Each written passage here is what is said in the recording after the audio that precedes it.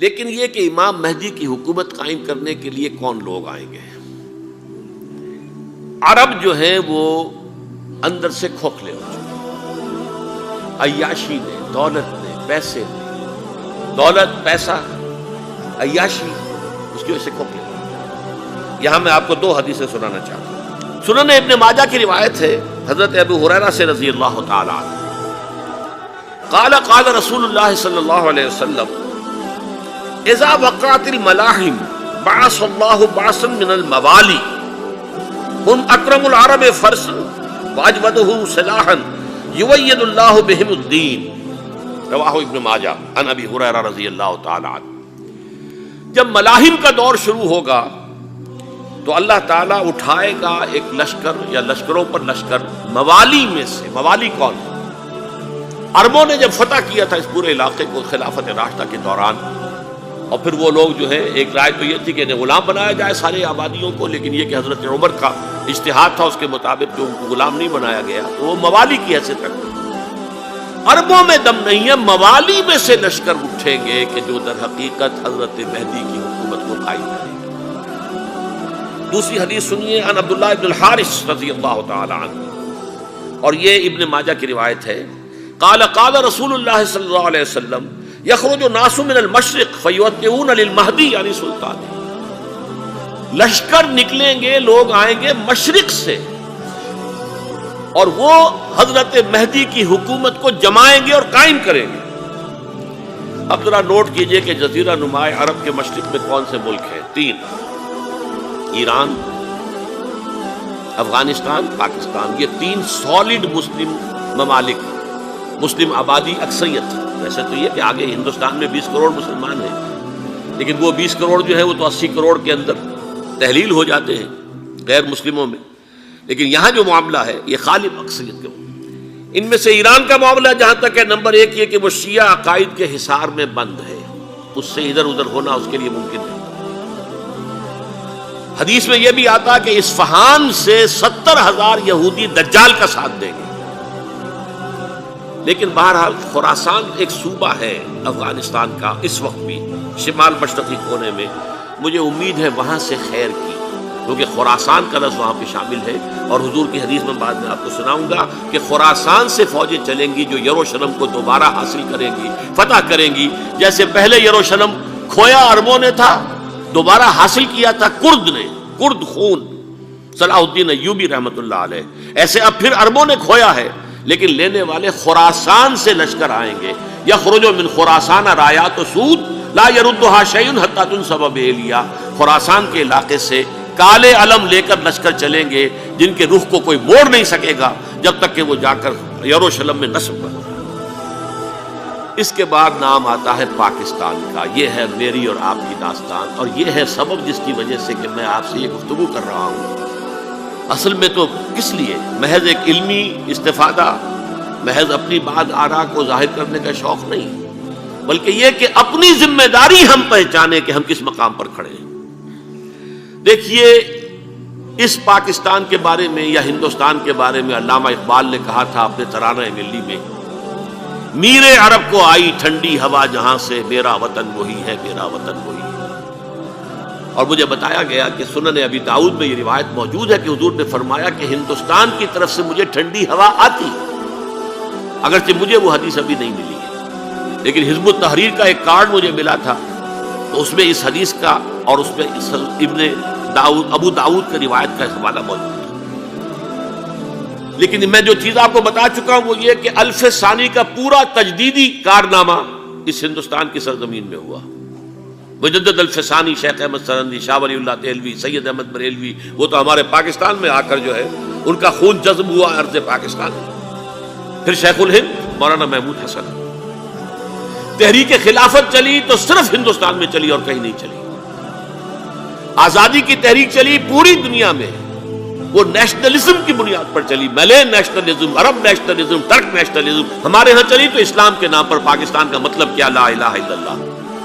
پھر پاکستان قائم ہوا معجزے کے طور پر، بلکہ نازل ہوا ہے لیلۃ القدر میں، انا انزلناہ فی لیلۃ القدر، جیسے قرآن نازل ہوا لیلۃ القدر میں، یہ پاکستان بھی نازل ہوا لیلۃ القدر میں۔ اس کا برقرار رہنا ابھی تک معجزہ ہے. ہندو یہ سمجھتا تھا، کانگریس سمجھتی تھی کہ جھٹپٹ ختم ہو جائے گا. پھر یہ کہ اس کا قرارداد مقاصد کا پاس ہو جانا، مزید بھی اور اضافی دفعات دستور میں آ جانا، اب کمرشل انٹرسٹ کو ربا قرار دے کر حرام قرار دینا، یہ سارے لینڈ مارکس ہیں کہ جو اشارہ کر رہے ہیں کسی چیز کی طرف، معاملہ کدھر جا رہا ہے. پھر یہ کہ یہ جو 14ویں صدی کے مجدد تھے شیخ الہند، اس کے بعد سے کچھ ایسی شخصیتیں عظیم پیدا ہوئی ہیں ہند میں جن کو میں سمجھتا ہوں کہ 14ویں صدی کے مجدد اور 15ویں صدی کے مجدد کے درمیان یہ 15ویں صدی کے مجدد کی راہ کو سیدھا کرنے والے، جیسے کہ حضرت یحییٰ نے کہا تھا میں تو آنے والے کا راستہ سیدھا کر رہا ہوں حضرت عیسیٰ کے لیے، ایسے ہی 15ویں صدی کے لیے امام مہدی کے لیے راستہ صاف کرنے والے سب سے پہلے علامہ اقبال، جنہوں نے اسلام کا تصور دین کی حیثیت سے دوبارہ زندہ کیا ہے، ورنہ اسلام ایک مذہب کی شکل اختیار کر چکا تھا. پھر مولانا مودودی، مولانا ابوالکلام آزاد حکومت الہیہ کے نعرے کے ساتھ میدان میں آئے. یہ اقبال نے جو تصور پیش کیا تھا اس پر عملی جد و جہد کے لیے حزب اللہ قائم ہوئی. نوٹ کر لیجئے 11 برس کا فرق ہے عمر کا علامہ اقبال کے اور ابوالکلام کے. اور 1913 میں جب حزب اللہ قائم کی ہے اس وقت علامہ اقبال کی ملی شاعری اپنے عروج کو پہنچ چکی تھی. پھر یہ کہ علامہ اقبال کے بعد تعمیل جو ہے اس کام کی وہ ابوالکلام نے کی، لیکن روایتی علماء کی شدید مخالفت کی وجہ سے وہ بددل ہو کر چھوڑ گئے، کانگریس میں شامل ہو گئے، بساط جو ہے حزب اللہ کی انہوں نے لپیٹ دی. پھر مولانا مودودی آئے، انہوں نے وہ ڈور جو ہے اس کا سرا تھاما، جماعت اسلامی قائم کی حکومت الہیہ ہی کے قیام کے لیے. اگرچہ میرے نزدیک یہ کہ وہ انتخابی اور ایک قومی سیاست کی ایک جماعت بن کر پاکستان میں جو ہے دلدل میں پھنس گئی ہے، اب ہم اس کی کوشش کر رہے ہیں تنظیم اسلامی اور یہ تحریک خلافت جس کے تحت یہ جلسہ ہو رہا ہے. یہ ساری چیزیں وہ ہیں کہ آپ کو سوائے پاکستان کے اور کہیں نہیں ملیں گی پوری دنیا میں. معلوم ہوتا ہے کہ پاکستان کو بہت بڑا رول پلے کرنا ہے اس میں، اور اس کے ساتھ اب جمع کر لیجئے افغانستان کی عمارت افغانستان، اسلامی عمارت افغانستان قائم ہو چکی ہے. یہ پچھلے 20 سالوں میں جو کچھ وہاں ہوتا رہا ہے اس سے پہلے تصور نہیں ہو سکتا تھا. علامہ اقبال کے فرزند بھی دیکھ کر آئے ہیں، تو اگرچہ وہ خود میں سمجھتا ہوں کہ خاصے انہیں آپ لبرل کہیں، آزاد خیال کہیں، لیکن اس درجے متاثر ہو کر آئے تھے کہ انہوں نے یہ کہا افغانستان میں جو میں نے حالات دیکھے ہیں کہ اگر 2-4 اور مسلمان ملکوں کے اندر یہ نظام قائم ہو جائے تو پوری دنیا مسلمان ہو جائے گی. یہ سب کچھ کیسے ہو رہا ہے؟ یہ آنے والے دور کی جھلکیاں ہیں. Coming events are casting their shadows before. یہ سب بتا رہے ہیں کہ پاکستان افغانستان کو مل کر اس میں کوئی عظیم رول پلے کرنا ہے. اور اس کے ضمن میں اب میں علامہ اقبال کے بارے میں آخری بات کہہ رہا ہوں. علامہ اقبال کے بارے میں عام یہ خیال ہے، انہوں نے اپنے خطبات میں مہدی کا اور نزول مسیح کا، حالانکہ میں کل پڑھ رہا تھا مولانا سید احمد اکبر آبادی رحمۃ اللہ علیہ کا ایک مقالہ ان کا کہ علامہ اقبال نے ابن خلدون کے بارے میں یہ کہا ہے کہ مہدی کا اور نزول عیسیٰ کا دونوں کا انہوں نے انکار کیا ہے. حالانکہ ابن خلدون نے نزول عیسیٰ کا انکار نہیں کیا، صرف مہدی کا انکار کیا ہے. بہرحال علامہ اقبال نے خطبات میں انکار کیا ہے. لیکن یہ کہ اپنی شاعری کے اندر میں چیلنج کرتا ہوں کسی بڑے سے بڑے اقبال شناس کو، ان کا یہ شعر ذرا سنیے. خضر وقت از خلوت دشت حجاز آید بروں، کارواں زی وادی دور و دراز آید بروں. خضر وقت، امام وقت، رہنمائے وقت، قائد وقت، خلوت دشت حجاز، حجاز کی صحرا کی کسی خلوت گزینی سے نکل کر باہر آئیں گے. میں حیران ہوتا ہوں علامہ کے اس فکر پر اور اس مصرے پر. یہاں انہوں نے شیعہ اور سنی دونوں کے کانسیپٹ جمع کر دیے. شیعہ کا کانسیپٹ یہ چھپے ہوئے کسی غار میں وہاں سے برآمد ہوں گے، اور ہمارا کانسیپٹ میں ام سلمہ رضی اللہ تعالیٰ عنہ کی حدیث سنا چکا، چھپے ہوئے ہوں گے وہ وہاں پر، مدینے سے نکل کر آ کر مکے میں چھپ جائیں گے.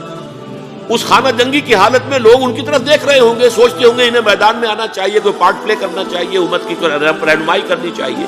لیکن وہ چھپیں گے، وہ کارہ ہوں گے، وہ اس ذمہ داری کو قبول نہیں کرنا چاہیں گے، جا کے چھپ جائیں گے مکے میں.